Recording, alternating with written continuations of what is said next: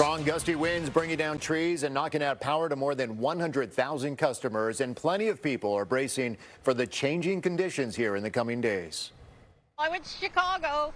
I bought a heavy coat. I call it my Chicago coat. I'll be wearing my Chicago coat.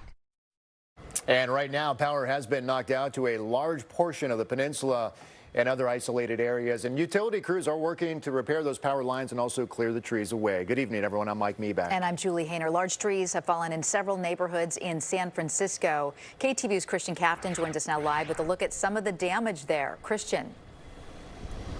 Yeah, we are on Potrero Avenue at 24th Street, and an hour ago we showed you that traffic was blocked in both directions. We have an update for you. Traffic now allowed to go southbound on Potrero, but take a look. This is the bus shelter here behind me.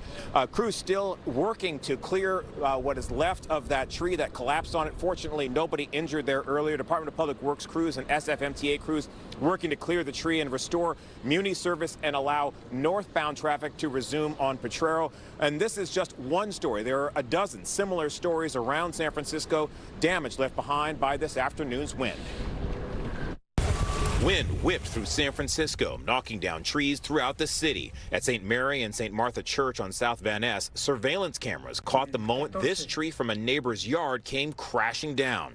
Gustavo Esquivel was parked in that white van just a few feet over from where the tree landed. He says he was checking his phone when it sounded like the world was crashing down around him.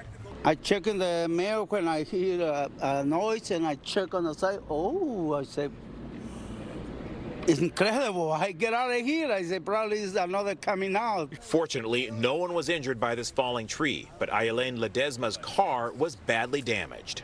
It hit my car. I was into the office and I heard something bumping really hard.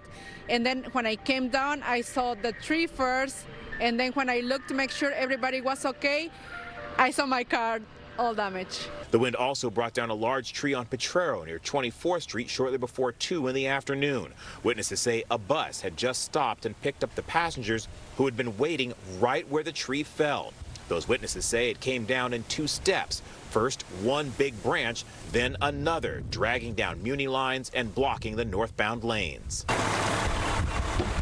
And it wasn't just trees that were damaged. The winds were powerful enough to rip the roof off this home on Russia Avenue in the city's Excelsior District. Alan Factora lives across the street. I was in the bedroom up there at the corner. Yeah. And I heard this noise. It's a big loud bang. That bang was part of his neighbor's roof landing on his home. And then when I went outside, there's all this scrap of the roof. It's on the sidewalk. So I thought it came from our roof, but it actually came from the neighbor's apartment. Those high winds were enough to knock tree limbs into power lines. We saw numerous intersections throughout San Francisco without power throughout the afternoon, and there were spotty power outages reported throughout the city. Emergency Services is advising people to secure any loose items around their homes, and they're saying if you see a downed power line as a result of a tree limb coming down onto those power lines, that is an emergency. They're saying if you see that, to immediately call 911. We're live in San Francisco. Christian Cafton, KTVU, Fox 2 News. Christian, you've been there all day. In your video, in your story, we saw the wind just whipping the trees around. Just curious, is it dying down at all or still really gusting there tonight? Not at all, Julie. As a matter of fact, if anything, it feels like it's picking up. During our story here, I was actually trying to jump up and down and try to keep warm. We're going to go ahead and give you a quick look up. Martin, I don't know if you can do this, but if you could either pan to the palm trees here in the center or to that what's left of that ficus tree, you guys can see that those are still really moving a lot at that level.